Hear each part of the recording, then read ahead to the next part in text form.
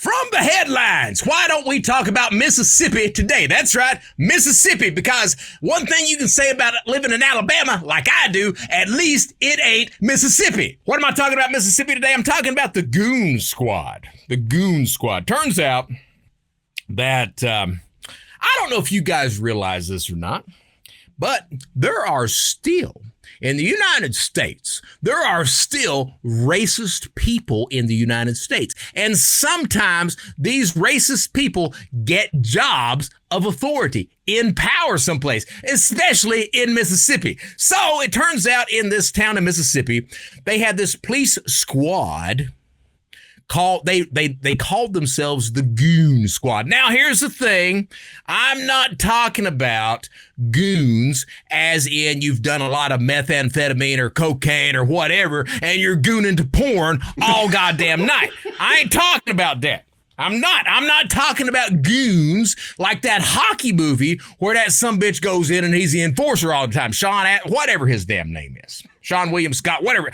Great movie. Watch it. Meth, stay away from it. I'm talking about these guys, these cops.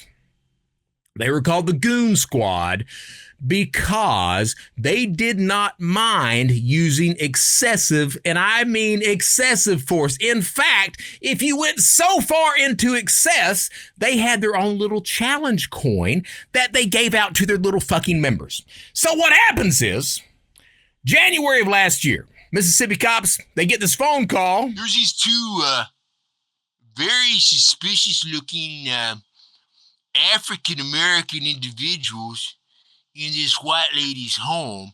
I think you guys need to check it out. These 6 fucking cops show up at this house. Turns out the 2 African-American guys, they're not breaking the law. They're not suspicious. They're simply caretaking the lady that's inside of the house. Well, here's the thing. You're in Mississippi.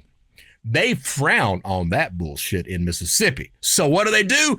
They proceed to torture and sexually assault. That's right. Bear that shit in mind.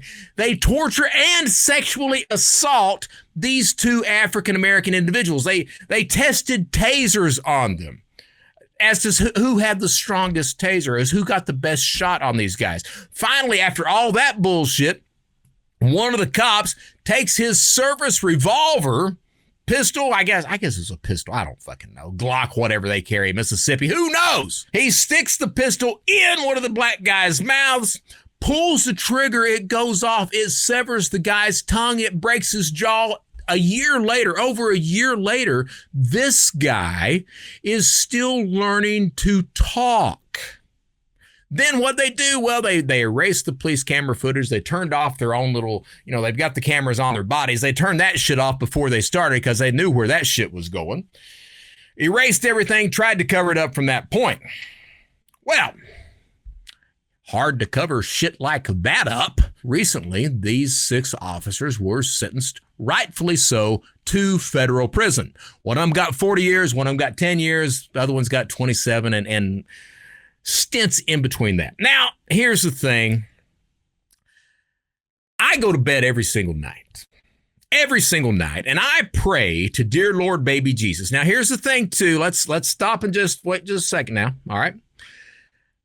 My Jesus, and I ask people this question frequently. How do you picture your Jesus? Do you picture your Jesus as Buddy Christ from like the Dogma movies where he's like, do you picture Jesus on the cross bleeding and atoning for our sins? Do you picture him taking care of the meek and the sick? Or do you picture him like I do as little baby Jesus? That's how I picture him. And I think that the way that we picture Jesus says a lot about our lives. So anyway, back on point. Every night I go to bed and I say my prayers to the dear Lord baby Jesus. And typically those prayers often involve Jesus calling home someone that I don't like. No, I don't wish death on people. I don't. But I do wish that sometimes Jesus would call them home early so that they could, enjoy him in his bosom like that. So What I'm going to do tonight with the Goon Squad, and I've been doing this for a few nights now, is I go to bed, and as I'm saying my nightly prayers to dear Lord baby Jesus, I'm like, dear Lord baby Jesus, please, dear Lord, as these sumbitches of the Goon Squad are serving their time behind the fence, behind the wall, and incarcerated with many, many African Americans who they obviously hate, please, dear Lord baby Jesus, let them experience your wrath through their mighty, mighty hands, Jesus. Please, and please make sure that they never get out so they may not copulate or proliferate their seeds. Please, Lord, please let this happen. I will tithe, oh Lord. I will do whatever. I will even go to church. That's my prayer. I hope it happens. More than anything, I really hope that these son of a bitches get every single thing that they absolutely deserve. And here's the thing. American people, we are not a bad people. We are not. We're not.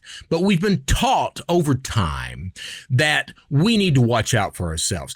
When you don't get involved with bullshit is when you get some cop up in Minneapolis that puts his knee on some guy's throat for 7 fucking minutes. That's what happens when you don't get involved, when you don't speak up, when you don't do the right goddamn thing. It's not just these 6 cops. It's not just Mississippi. It's not just the South. It's not just Alabama. It's nationwide. It's worldwide. We need to get to the point where we're taking care of each other because, again, we are not, I truly believe this, we are not bad people. But when we fail to speak up, when we fail to do the right thing, to call out the wrongdoing, to let this shit like this go on, we are no better than the people that are doing it. That's truly my belief. Now, I've joked a lot this morning, but that's truly my belief. And I'm probably going to continue to joke, but I had to have a sobering fucking moment there for a minute. We're going to close that out. Am I going to close that out? Let's carry on just one more minute because, I served 7.5 years in prison. 7.5. And I saw a lot of law enforcement that truly did the right thing. That, they did not have a grudge against the inmates. They did not want anyone to suffer any more than they already were. They understood, that, hey, most of the people who commit crime, we're just fucking idiots sometimes. We make some bad decisions. I perpetrated it. I certainly premeditated it. I guess I'm a little bit worse than most people. But most people who are out there committing crime, it's simply a bad choice. They've got some cognitive dissonance going on, and they think that committing crime is the only path that they've got. Maybe they've been raised by criminal parents or what have you, and they think that's the only thing that they can do, all right? Most of the law enforcement that I've met understand that. They don't hold a grudge. It's just business. Hey, we've got to make sure that you don't harm anybody else. And hey, there are consequences for your actions.